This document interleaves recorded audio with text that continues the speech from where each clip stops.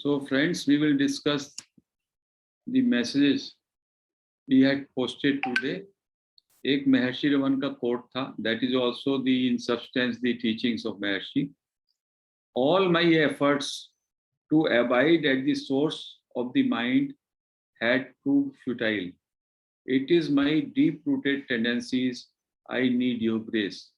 कोई डिवोटी जो थक गया है, फ्रस्ट्रेट हो गया है, वो महर्षि रमन से कहता है, मेरे इतने सारे एफर्ट्स मैंने किए कि मैं माइंड के सोर्स पर रह सकूं, माइंड के सोर्स पर पहुंच जाऊं, वहां पे स्थिर रह सकूं, लेकिन मुझे कभी भी कामयाबी नहीं मिली.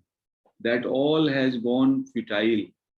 क्योंकि मेरी बहुत सारी मेंटल टेंडेंसीज, मेरे अंदर बहुत सारी वासनाएं हैं और उन वासनाओं की जड़ें बहुत गहरी हैं. तो मुझे आपका ग्रेस चाहिए. He is seeking the grace of गुरु और ग्रेस ऑफ रमन महर्षि. और कह रहा मैं तो एफर्ट्स इतना कर रहा हूँ, लेकिन वासनाएं हैं वो उठती हैं और मैं अपने माइंड के सोर्स पे नहीं पहुंच पाता. Means I can not go within, I can not dive within. This is his query. Raman Maharshi का जवाब कितना सुंदर है. Your repeated effort is bound to erase that. यदि आप लगातार एफर्ट्स करते रहेंगे, keep on doing the efforts, तो जो ये आपकी टेंडेंसीज हैं, वासनाएं हैं, वो इरेज हो जाएंगी. यदि रबर से बार बार उसको जो है इरेज करते रहो, कितना भी गहरा है, धीमे धीमे धीमे धीमे वो हट जाएगा. तो टेंडेंसी हमारी होती होंगी. आप देखते भी हैं कि किसी दिन हमारा सेल्फ इंक्वायरी प्रैक्टिस अच्छी हो जाती है और किसी दिन नहीं होती अच्छी. तो जिस दिन अच्छी नहीं होती, you are in the grip of one particular tendency. कोई आपका डीप रूट थॉट आ गया, कोई आपकी जो इमीडिएटली मुश्किल आ गई, वो भी वो वासना के वसीभूत होके ही है कि कोई आपके, you are in the grip of that, और उस दिन अच्छा नहीं हो रहा होता. तो उस दिन बेटर हो रहा होता है, क्योंकि उस समय आप सेल्फ इंक्वायरी प्रैक्टिस के जरिए उस चीज को इरेज कर रहे होते हैं. और दूसरे दिन कभी जब आप आराम से होते हैं तो उस समय वो टेंडेंसी नहीं उठ रही होती. तो सफाई का काम जब होता है तब आपको लगता है अरे कुछ हो नहीं रहा, और जब आराम से शांति है तो आपको लगता है अच्छा हो रहा है. तो ये पूरे टाइम चलेगा. ये मेडिटेशन में भी चलता है. मेडिटेशन में जब आप बैठते हो, आंखें खोल के बैठते हैं हम, तो थॉट्स नहीं आते, और आंखें बंद होती हैं थॉट्स ज्यादा आते हैं. Because all thoughts are evaporating, they are going away, they are exiting you. So you are flooded with so many thoughts, even in Anapanasati meditation.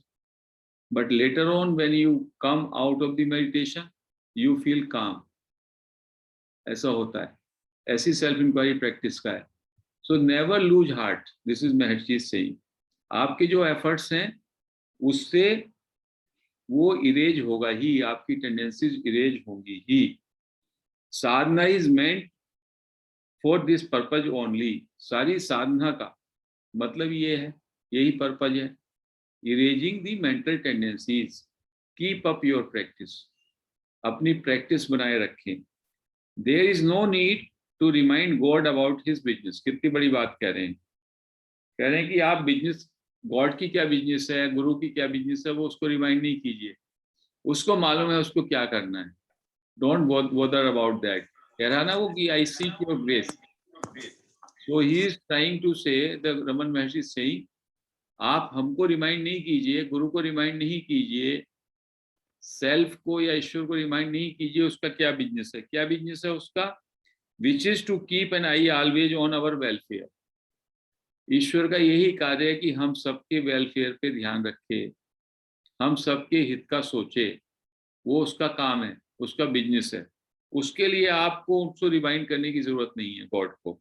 The mistake one is prone to make is to abandon effort under the mistaken impression that God's grace is absent. Mistake क्या करते हैं? क्या हमसे problem होती है, क्या हमारी भ्रांति होती है कि हम सोचते हैं कि हमें गॉड का ग्रेस नहीं मिला. गॉड का ग्रेस हमारे जीवन में अनुपस्थित है, नहीं है, और हम अपने एफर्ट्स छोड़ देते हैं, साधना छोड़ देते हैं बीच में. But one should not slacken. किसी को ढील नहीं डालनी है, एफर्ट्स करते रहना है। For God's grace is bound to operate at the right time.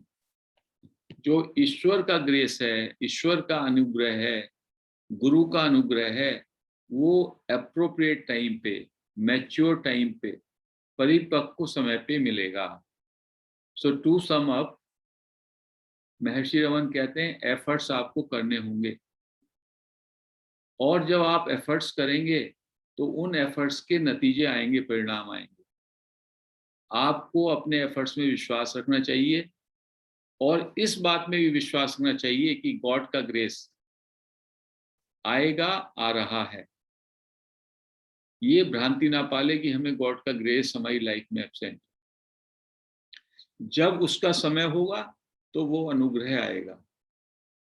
जैसे आम पकता है, उसका समय होता है, आम को पकने में समय लगता है। ऐसी सेल्फ इंक्वायरी की प्रैक्टिस, मेडिटेशन की प्रैक्टिस, उससे धीमे धीमे धीमे हम लोगों के अंदर शुद्ध सत्व, हमारा मन सटिल सटिल सटिल होता चला जाता है। उसमें समय लगेगा। मेंटल टेंडेंसीज को इरेज होने में समय लगेगा। न जाने कितने जन्मों की मेंटल टेंडेंसीज हैं, कितनी हमारे अंदर वासनाएं अंदर भरी पड़ी हैं। वो हम समझे 1 घंटे में, 1 दिन में, 1 महीने में, 1 साल में हो जाएंगी। No, but we are going to improve slowly, gradually. This is the assurance of Maharshi about the divine grace. It is already there. It is never absent, but we should continue with regular efforts to turn inward, to dive within. इस coat में उन्होंने ये कहा है। दूसरा जो एक message था वो थोड़ा लिखा हुआ है, लंबा है। That is a very nice message. उसमें उसको मैं संक्षिप्त में बताना चाहूंगा कि कोई तिरुवनमलाई में लोक निर्माण विभाग के अधीक्षक थे, राघवाचार्य। राघवाचार्य जो कि पब्लिक वर्क्स डिपार्टमेंट के सुपरिंटेंडेंट थे, और वो महर्षि पे आते थे। और जब वो महर्षि पे आते थे तो वहां पे भीड़ रहती थी। तो उनके मन में 2-3 क्वेश्चन थे, 2-3 चीजें थी कि एक तो मुझे ऐसा समय मिले जबकि कोई भी व्यक्ति ना हो, मैं अकेले में महर्षि से मिल सकूं। दूसरा, वो थियोसॉफिकल सोसाइटी के मेंबर थे, तो वो महर्षि से ये भी जानना चाहते थे कि ये जो थियोसॉफिकल सोसाइटी है जिसका मैं मेंबर हूँ, ये सोसाइटी कैसी है, इसका कार्य कैसा है। कभी कभी हमारे मन में ये संशय होता है, हम उसका अप्रूवल चाहते हैं। मैं इस्कॉन का मेंबर हूँ, ये इस्कॉन जो है ये सही दिशा दे रहा है कि नहीं दे रहा। मैं स्वामीनारायण का मेंबर हूँ, वो ठीक है कि नहीं। तो उनको भगवान में श्रद्धा थी, तो वो भगवान से पूछना चाहते थे ये बात। दूसरी और तीसरी बात ये थी, वो भगवान को चाहते थे भगवान अपने ट्रू फॉर्म में उनको दर्शन दे। तो ये 3 चीजें थी, और वो भगवान से मिलने गए। और जब वो जो है वहां पे मिलने गए, तो उस समय जैसे ही वो बैठे, लगभग 30 लोगों की भीड़ थी। और वो तो ये सोच रहे थे कि मैं पूछूंगा भगवान से कि मुझे कुछ व्यक्तिगत समय मिल जाए अकेले में, सबके सामने बात नहीं करना चाहते। तो लेकिन कुछ ही समय में वो सारी भीड़ हट गई और वो अकेले रह गए। तो उन्होंने कहा पहला प्रश्न तो मेरा यही समाप्त हो गया। भगवान से मैं अकेले में मिलना चाहता था, और अभी स्थिति ऐसी बन गई कि मैं अकेले में आ गया। 30 लोग थे, 30 सब डिस्पर्स हो गए। तो वो कह रहे हैं ये तो पहला प्रश्न तो मेरा यहीं पे समाप्त। फिर दूसरे प्रश्न को, उसकी भी समाप्ति हो गई। भगवान ने उससे पूछा तुम्हारे पास गीता है? उनके हाथ में किताब थी, वह गीता है? और क्या वो थियोसॉफिकल सोसाइटी के सदस्य हैं? ऐसा भगवान ने पूछ डाला साथ में कि आपके पास गीता है और क्या आप थियोसॉफिकल सोसाइटी के मेंबर हैं? तो उसने कहा हाँ। और उन्होंने कहा कि वो ये सोसाइटी का काम अच्छा है, ये अच्छा कार्य कर रहे, ये भी बोल दिया। तो उनको दूसरे प्रश्न का भी खुद ब खुद उत्तर मिल गया।